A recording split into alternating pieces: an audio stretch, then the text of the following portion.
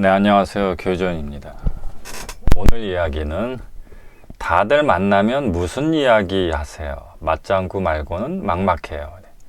이런 주제를 갖고 특강을 한번 해보도록 하겠습니다.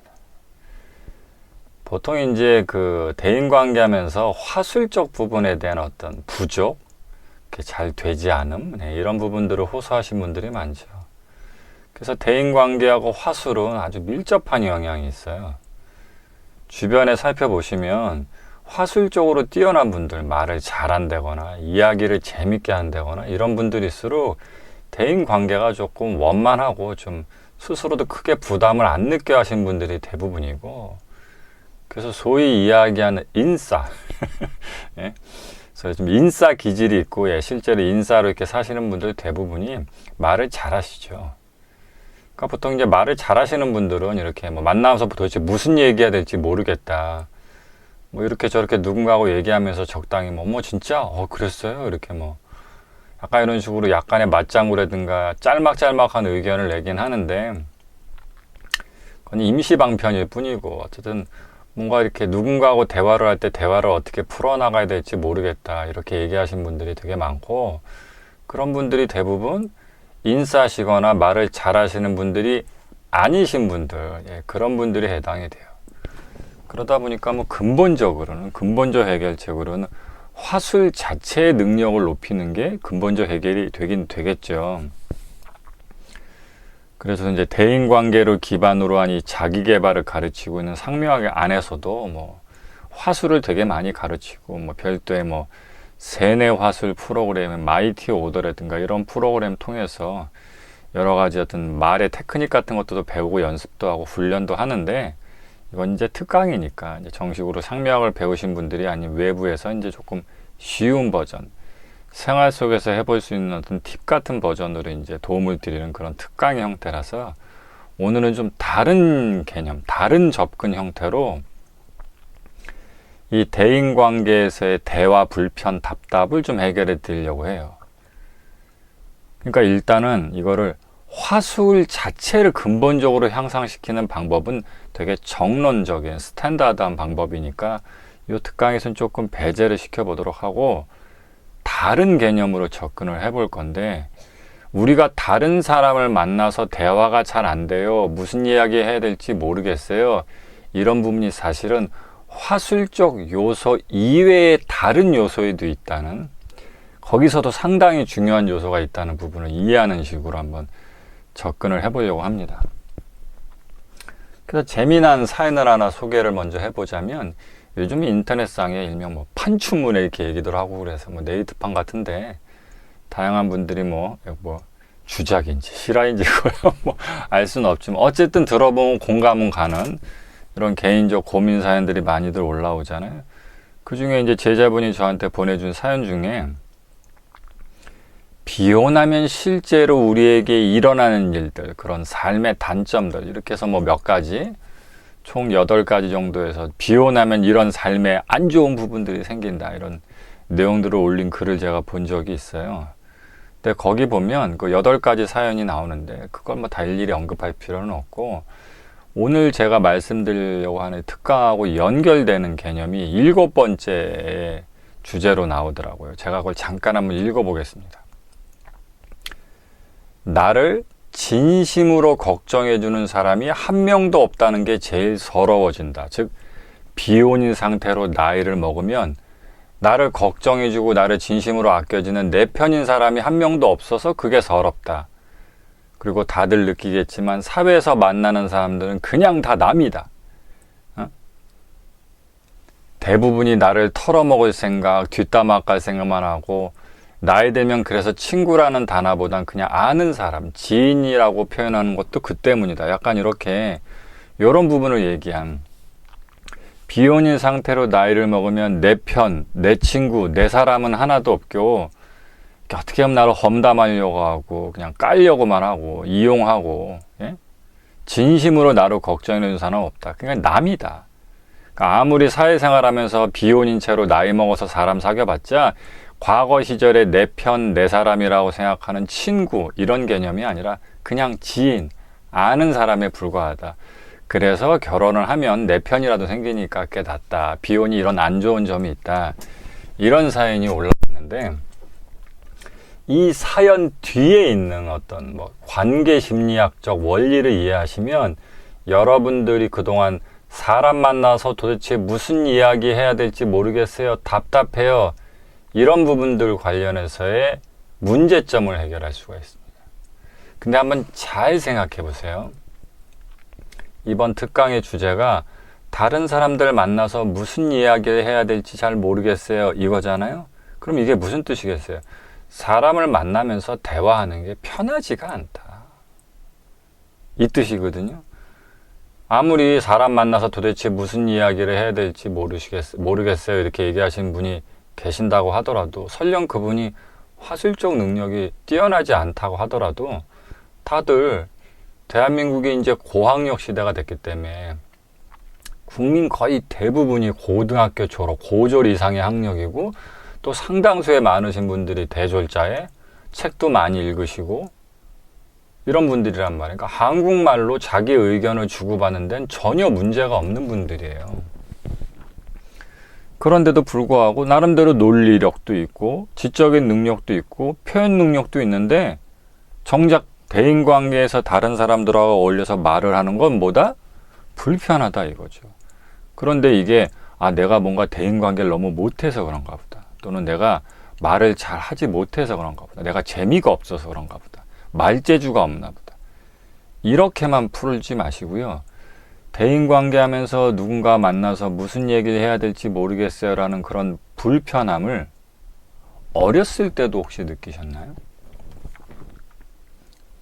예를 들면 유치원, 초등학교 이럴 때 아주 어린 시절, 그래서 동네 친구들, 반 친구들, 학교 친구들, 옆자리 짝꿍, 어린 시절 그렇게 주변에 같이 어울려 다녔던 친구들하고 대화할 때도 친구들하고 만나면 무슨 얘기해야 될지 모르겠어요. 너무 막막해요. 그러셨냐고요. 친구들하고 대화가 너무 불편해요. 그러셨냐니까요. 아마 아주 일부의 진짜 엄청나게 큰 문제를 갖고 있는 소수의 분들을 제외하고는 그렇지 않으셨을 거예요. 그러니까 그냥 자기가 친하고 자주 보고 이러던 사람들하고 대화 나누던 게 하나도 불편하지 않고 무슨 얘기를 해야 될지 모르겠고 막막하고 그러지 않았다는 거죠. 그러면 왜서 우리가 작은 착각을 하기 쉽습니다. 그러면 나하고 친하고 나하고 오래전부터 알고 지냈던 그런 친구 같은 사람들하고는 무슨 이야기를 할지 고민하지 않고 편하게 얘기할 수 있지만, 그렇지 않은 사람, 나를 좋아하지 않는 사람, 나랑 친하지 않은 사람, 오래 봐서 익숙하지 않은 사람들이기 때문에 우리가 대화를 할 때 막막하느냐 하면, 물론 당연히 그런 부분도 있는데, 왜냐하면 오래전부터 알고 나를 좋아하는 친구, 연인 같은 사람이 당연히 모르는 사람보단 대화가 편한 건 당연하죠. 근데 여기서의 포인트는 그 부분이 아니고요. 이 방송 강의를 듣고 계신 분들도 대인관계로 잘하시든 못하시든 친구 몇 명쯤은 계실 테고, 대부분 친구라고 하다면 아주 학창시절, 어린 시절부터 알고 지낸 친구들도 있으실 텐데, 그러면 오래전부터 알고 지냈던 내 친구, 내 사람, 내 편, 요런 사람들, 그리고 잘 모르는 사람, 친하지 않은 낯선 사람들, 이렇게 두 부류로 분류를 하는 게 아니라 그냥 친구 얘기만 놓고 따져보자고요. 조금 전에 친구는 내 친구니까, 알고 지내든 지 오래된 사람이니까 이야기가 편하고, 그래서 무슨 이야기 해야 될지 생각 안 해도 그냥 자연스럽게 얘기 꺼낼 수 있고, 모르는 사람들, 낯선 사람들한텐 친하지 않고 오래전부터 알고 지내던 사이가 아니기 때문에 무슨 이야기를 꺼내야 될지 막막하다. 이렇게 이분법적 구도를 이해하셨는데, 이제는 딱 친구만 놓고 이야기를 하자는 거예요. 그러면 친구면 다 이야기하기 편하던가요? 이게 무슨 뜻이냐면, 어렸을 때 친구들은 그런 고민 하나도 없이 편하게 이야기했었고, 편하게 이야기해도 별 문제 없었죠. 그런데 아무리 오래 알고 지낸 친구일지라도 동창이라든가 학교 반 친구라든가 짝꿍이라든가 삼총사라든가 이런 친구들일지라도 나이 먹어서 만나서 친구들하고 얘기해보면 어떠세요? 편하세요? 아무 생각 없이 이야기해도 되고 상대방 기분이라든가 뭐 이런 거 신경 안 써도 되고 그렇게 편하게 이야기가 나가게 되더냐고요. 아마 아닐 거예요. 아마 아닐 거라고요. 그래서 아까 제가 비혼을 한 채로 나이 먹어서 살게 되면 생기는 불편의 8가지 사항 중에 제가 7번째 내 사람이 한 명도 없다는 게 서럽다고 이야기를 드렸는데, 사실 이걸 제가 조금 더 길게 풀어드리면, 자세하게 풀어드리면, 나이 먹어서 사회생활 하면서 누군가를 새롭게 만나면 그 사람들이 내 편을 들어주지 않는 게 아니고요.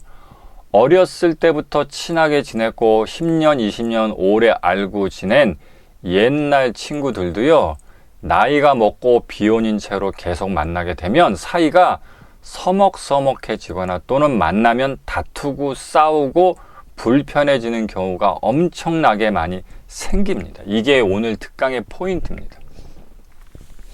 어렸을 때부터 서로 다 잘 알고 허물었고 오래 서로에 대해서 너무 잘하고 이런 친구들조차도 나이 먹어서 만나고 대화하면 옛날처럼 편한 상태가 안 되고 자꾸 다투고 싸우게 된다고요. 불편해진다고요. 그 왜 그러는지 이유를 아셔야 됩니다. 그게 왜 그러냐면 포인트는 꿈 때문입니다. 꿈. 우리가 10년, 20년 전부터 학창시절부터 오래 지내면서 알고 지낸 우리 친구들, 옛 친구들을 우리가 언제 만났죠? 아주 어린 시절에 만났단 말이에요.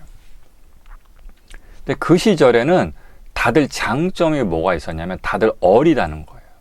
그러니까 걔 중에 누구는 이쁜 아이도 있었을 거고 조금 덜 이쁜 아이도 있었을 거고 키도 크고 몸매가 좋은 아이도 있었을 거고 키가 작고 볼품없는 아이도 있었을 거고 공부를 잘하거나 집이 잘 사는 아이도 있었을 거고 공부 못하고 집이 못 사는 아이도 있었을 거란 말이에요. 그렇지만 어렸을 때는 그렇게 가진 외모, 능력, 머리, 집안, 재산, 재능 이런 다양한 부분에 우열 차이가 있었어도 어린 시절에는 친구 사이로 서로 좋아하고 행복하게 잘 지내는데 아무 문제가 되지 않았어요. 가난한 친구와 부자 친구 사이도 친구가 될 수 있었고 이쁜 친구, 안 이쁜 친구도 친구가 될 수 있었어요. 왜냐?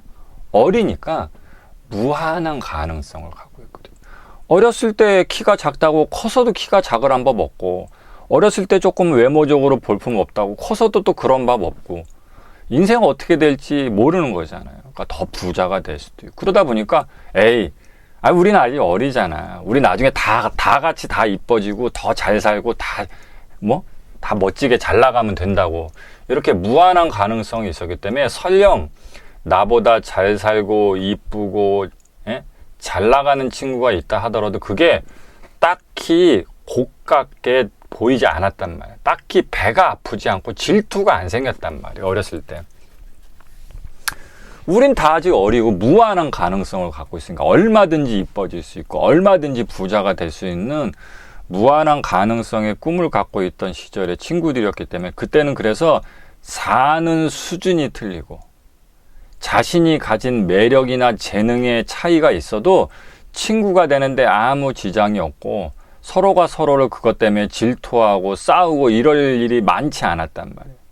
근데 비혼인 채로 30대 넘어갔고 나이 먹어서 만나면 어떻게 됩니까? 우리가 아무리 정신승리 나는 가능성 있다. 나는 왕자님 만날 거다. 나는 공주님 만날 거다. 나는 부자가 될 거다. 난 성공하고 유명해지고 말 것이다.